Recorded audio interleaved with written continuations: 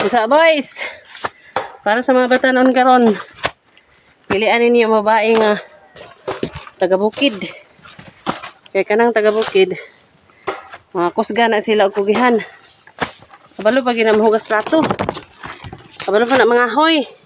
Kabalo mga laba. Walay pili og dili arti. Samantalang ang babae nga gwapa, pinatunga-tunga sa pusod, taga syudad. Pero bisan paghugas sa plato dili mahimo. Di ba? So nga pilian ninyo ang babae nga kugihan og dili arte. Labaw sa tanan na ay kahadlok sa atong buhi nga Dios. Di ba? Kay kana magmalungtaron mo sa inyong pagpuyo. Kay kabalo mo makontento sa kada usa. That's all.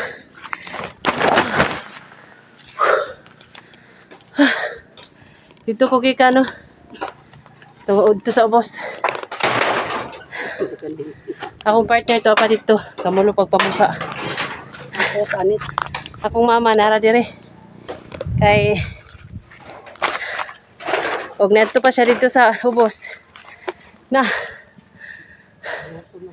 Ihanga kay ko nga medyo pa ligon-ligon ang tuhod. Bata-bata pa.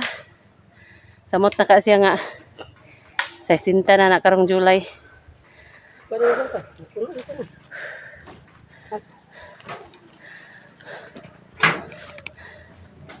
Dinhi sa bukid kung di lang ka mukayod, di gid ka makakaon.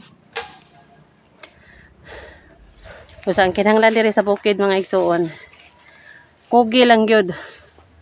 Og padayon nga pagpangayog tabang sa atong buhi nga Dios kay siya ra man gid ang makahatag kanatong panalangin. O kinahanglan nga kitang tao kabalo ta makontento. Kung unsay naa sa tuwa maora dili na ta mangita pa atong wala diha nga dili nato kayang abuton. Di ba? Kay usahay kung maningkamot ta nga atong maabot ng butanga nga sa kaugalingon na natong pagtinguha. Kasagara gakabagsak ta.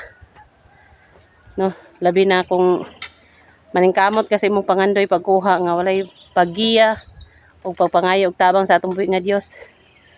Wagid ka, di ka magmalampuson.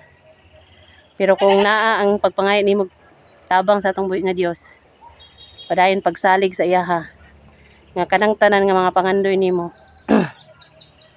sa unahan nga mga panahon iyara ng tubagon o kanang tanan makuha nimo pinaagi sa iyang tabang.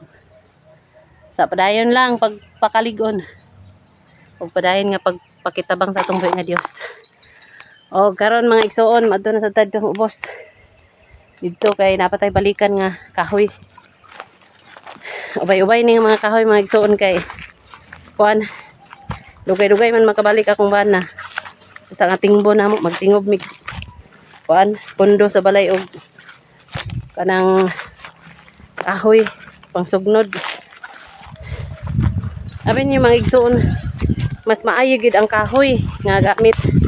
Labi na karon nga mahal na kay mga palitonon. Mahal na ang gasol, mahal na kay karon. So, salamat na lang sa nga wala tay gasol kay pobre ra man ta. Di man ta ka-afford ana. Sa nga daan na gihan na ay sa Ginoo ba nga sa unahan nga panahon.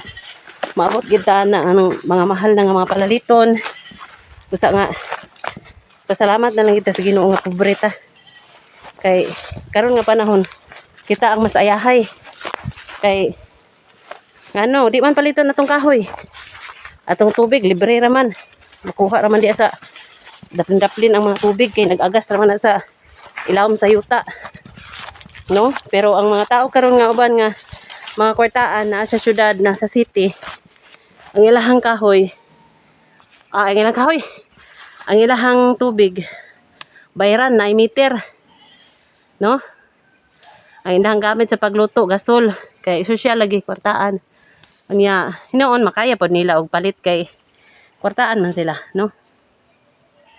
Pero kuan gyud kanang maglisod sila kay mahal naman Dili gihapon siguro maglisod tungod kay naa pa man nagyapon lang kwarta. Pero grabing pagbudget. Ang pagbudget gid diha may kuan. Bikil kaayo, labi nagmahal ang palitunon.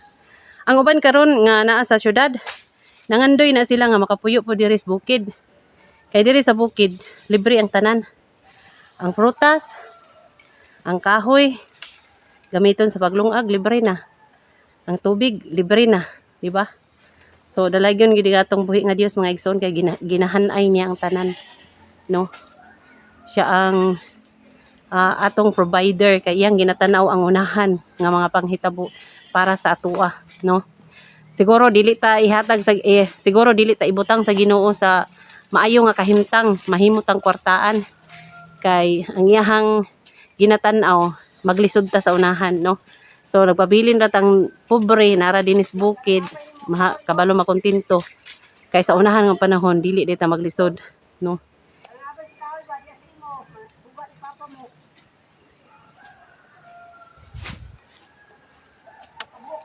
So that's all mga loves. Babush. Ito akong banad ng mga loves. Oh.